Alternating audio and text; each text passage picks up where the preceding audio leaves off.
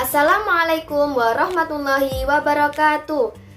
Kami dari Magang 2 Prodi PGMI IAIN Kediri. Di sini kami akan mempresentasikan hasil laporan magang kami yang beranggotakan Nabila Zahra Aulianisa, Nur Ifani Khairunisa, Khairum Minatun Hasana, Juanita Amanda Yusri, dan Pipintri Yuliani.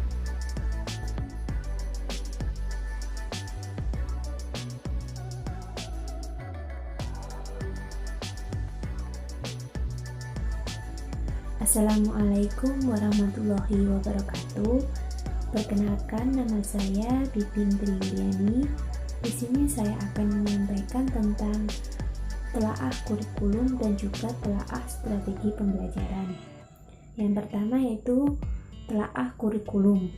Yang dimaksud dengan kurikulum sendiri yaitu seperangkat mata pelajaran atau program pendidikan yang diberikan kepada peserta didik dalam satu periode pada jenjang pendidikan tertentu.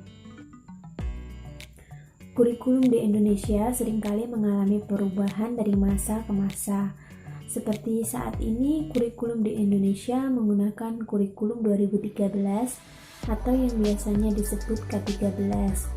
Kurikulum ini menggantikan kurikulum sebelumnya yaitu kurikulum KTSP, di mana pada K13 ini lebih menekankan proses belajar atau cara belajar yang mengutamakan keaktifan siswa dan menuntut agar siswa bisa lebih berpikir secara kritis.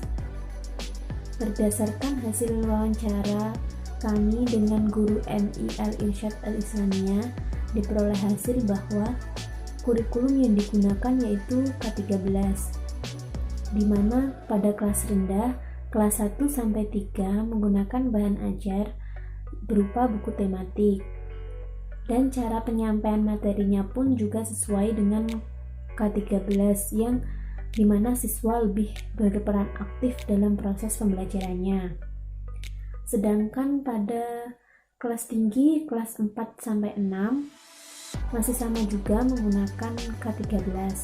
Namun cara penyampaian materinya seperti kurikulum KTSP, di mana guru lebih berperan aktif, misalnya menerangkan materi pembelajaran mulai dari setiap mata pelajarannya tuh diulas masing-masing. Jadi tidak berpacu pada buku tematik saja. Hal ini dilakukan karena agar peserta didik kelas 4 sampai kelas 6 lebih matang atau lebih memahami materi yang telah disampaikan guru jika diulas secara rinci.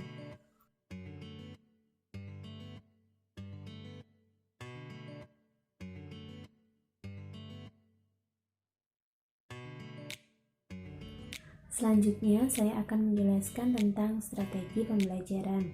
Strategi pembelajaran adalah cara-cara yang digunakan oleh guru dalam menyampaikan materi kepada peserta didik, yang tujuannya dapat meningkatkan pengetahuan atau pemahaman peserta didik. Dengan menggunakan strategi pembelajaran yang beragam, hal ini dapat meningkatkan kemampuan peserta didik dalam memahami materi, serta menciptakan proses belajar yang menarik dan menyenangkan. Nah, berdasarkan hasil wawancara dan juga analisis RPP, diperoleh hasil bahwa strategi pembelajaran yang sering digunakan di MI Al-Irsyad Al-Islamiyah yaitu strategi pembelajaran langsung, di mana guru menyampaikan materinya dengan menggunakan metode ceramah, diskusi, tanya jawab, simulasi atau permainan, serta penugasan. Selain strategi pembelajaran langsung, di MI Al-Irsyad juga menggunakan strategi pembelajaran interaktif. Namun di masa pandemi seperti ini, di mana proses pembelajaran dilaksanakan secara online, guru juga tetap menggunakan strategi pembelajaran dengan metodenya metode ceramah yang disampaikan melalui pesan suara atau video yang kemudian dikirim dalam WhatsApp group. Selain menggunakan aplikasi WhatsApp, guru juga menggunakan aplikasi Zoom.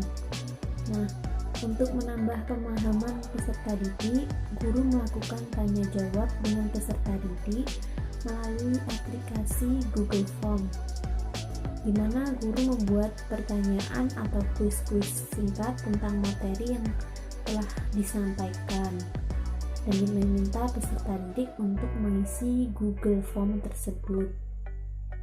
Hal ini bertujuan agar peserta didik mampu memahami dan menguasai materi yang telah disampaikan tadi. Nah, sekian penjelasan saya mengenai telaah kurikulum dan juga telaah strategi pembelajaran. Yang selanjutnya akan disampaikan oleh rekan saya.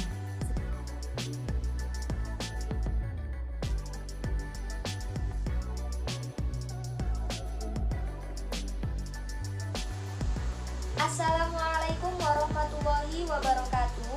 Saya Nur Ifani Khairul Nisa. Di sini saya akan menyampaikan hasil laporan magang 2. Selanjutnya, pada poin C, telaah sistem penilaian. Kompetensi pedagogik merupakan kemampuan seseorang dalam mengelola pembelajaran peserta didik yang meliputi pemahaman peserta didik, perancangan dan pelaksanaan pembelajaran peserta didik, evaluasi hasil belajar, dan pengembangan peserta didik untuk mengaktualisasikan potensi yang dimiliki peserta didik. Berdasarkan telaah sistem penilaian di MI Al-Irsyad Al-Islamiyah Kota Kediri, yakni dengan pemberian tugas melalui Google Form dan pemberian tugas melalui grup WhatsApp.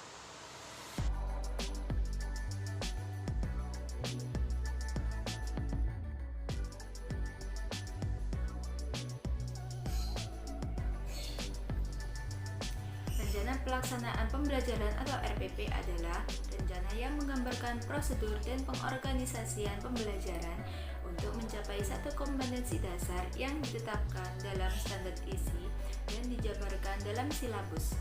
Berdasarkan Peraturan Pemerintah Republik Indonesia Nomor 19 Tahun 2005, Pasal 20 dinyatakan bahwa perencanaan proses pembelajaran meliputi silabus dan rencana pembelajaran yang memuat sekurang-kurangnya tujuan pembelajaran, sumber belajar, dan penilaian hasil belajar.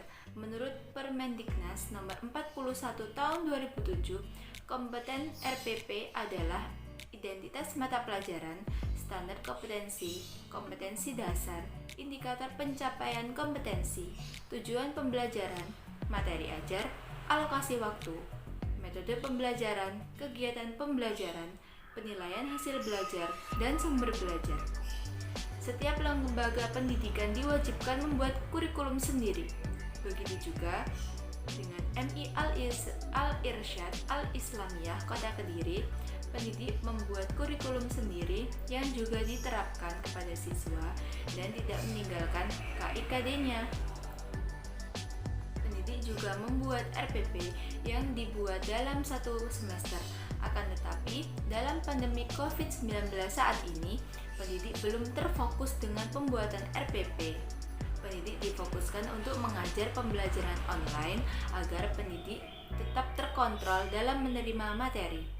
Dan RPP yang digunakan saat COVID ini juga berbeda dengan RPP biasanya.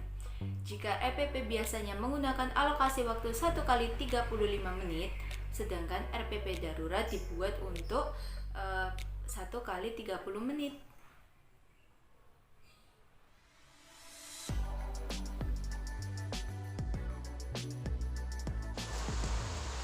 Selanjutnya, pada poin E, pengembangan media pembelajaran. Dalam dunia pendidikan, media pembelajaran digunakan sebagai alat bantu proses belajar mengajar. Selain itu, media pembelajaran juga dapat digunakan untuk merangsang pikiran, perasaan, perhatian, dan kemampuan peserta didik. Berdasarkan hasil telaah pengembangan media pembelajaran di MI Al-Irsyad Al-Islamiyah Kota Kediri, yakni menyesuaikan dengan KD atau kompetensi dasar. Guru juga biasa menggunakan media pembelajaran yang disesuaikan dengan situasi dan kondisi yang dibutuhkan oleh peserta didik. Selain itu, LCD dan proyektor juga disediakan sebagai penunjang media pembelajaran yang ada.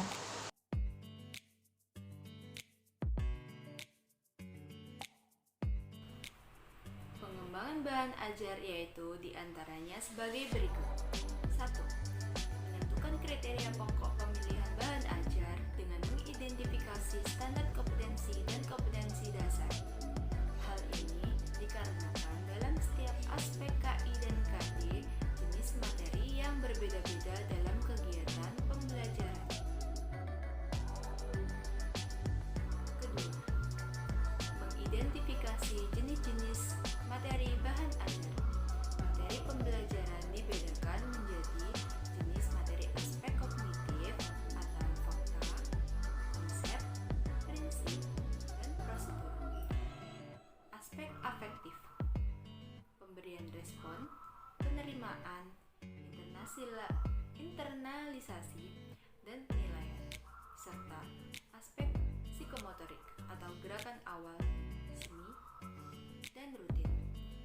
Ketiga, mengembangkan bahan ajar yang sesuai atau relevan dengan KIKD yang telah teridentifikasi.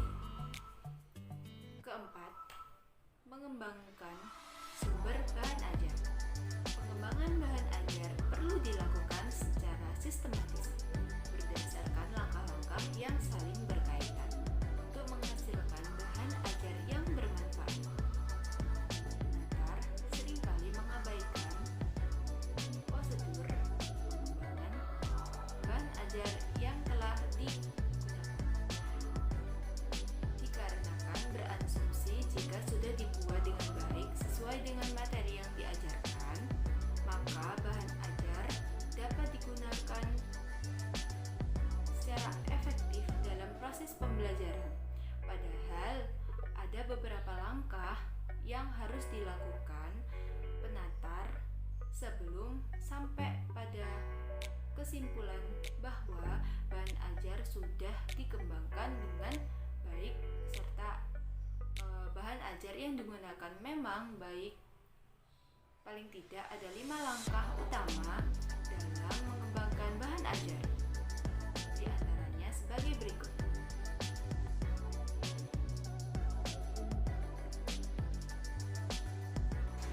Di sini saya akan menjelaskan mengenai pengembangan lembar kerja peserta didik.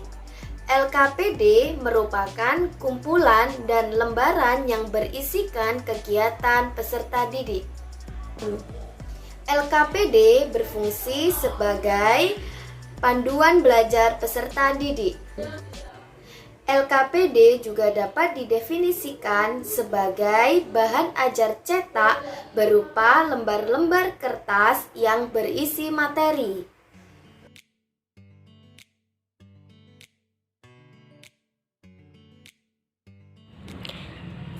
Saya Khairul Minatun Hasanah. Di sini saya akan mempresentasikan mengenai hasil dari pengembangan perangkat penilaian yang ada di MI Al-Irsyad Al-Islamiyah Kota Kediri. Nah, perangkat penilaian pembelajaran merupakan salah satu komponen yang tidak dapat terpisahkan dalam proses pembelajaran di dalam kelas. Dalam perangkat penilaian pembelajaran dapat dipahami dua hal yang saling melengkapi sebagai instrumen penilaian dan prosedur penggunaannya. Selanjutnya, perangkat penilaian hasil belajar yang dikembangkan harus memenuhi 3 kriteria, yaitu yang pertama layak, yang kedua praktis, dan yang ketiga efektif. Pengembangan perangkat pembelajaran tidaklah mudah bagi guru dalam membuat atau mengembangkan penilaian hasil belajar apabila guru tersebut tidak memiliki pemahaman tentang penilaian pembelajaran. Nah, setiap guru pasti membutuhkan perangkat penilaian yang praktis dan efektif. Nah, untuk perangkat penilaian pembelajaran, hasil belajar yang digunakan di MI Al-Irsyad Al-Islamiyah Kota Kediri, yaitu yang pertama, penilaian sikap berupa lembar observasi penilaian peserta didik dan penilaian diri. Yang kedua, penilaian pengetahuan, yaitu berupa tes tulis dan tes lisan.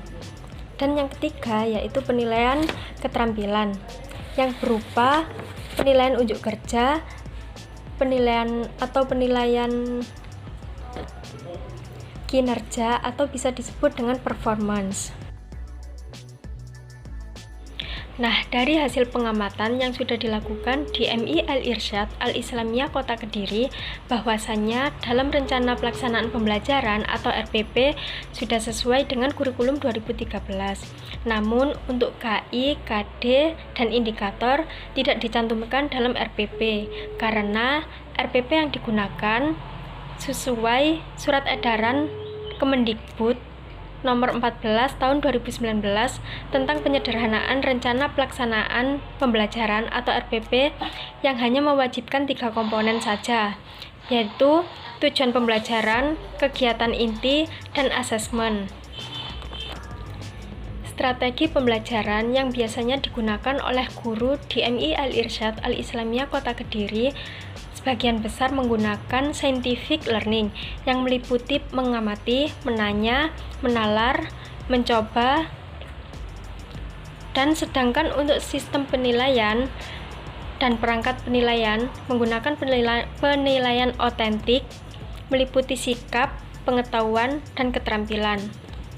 Nah, bahan ajar yang digunakan yaitu modul, LKS, dan video pembelajaran interaktif yang ada di YouTube. Lalu, untuk media pembelajaran, guru pamong menggunakan media visual berupa gambar maupun bentuk dan media audiovisual yang berupa video pembelajaran. Lembar kerja peserta didik atau LKPD menggunakan soal pas atau penilaian akhir semester, penilaian harian atau PH, tanya jawab, dan kuis. Setelah melakukan pengamatan yang dilakukan oleh magang 2 di MI Al-Irsyad Al-Islamiyah Kota Kediri, penulis dapat memperoleh banyak pelajaran mulai dari bagaimana cara menyusun RPP yang baik dan benar, penggunaan media pembelajaran, strategi pembelajaran yang sesuai dengan karakteristik yang ada pada peserta didik, dan kesesuaian materi yang akan diajarkan kepada peserta didik. Nah, cukup sekian presentasi dari kami. Semoga apa yang kita peroleh dapat bermanfaat di kemudian hari. Apabila ada salah kata, mohon maaf yang sebesar-besarnya. Assalamualaikum warahmatullahi wabarakatuh.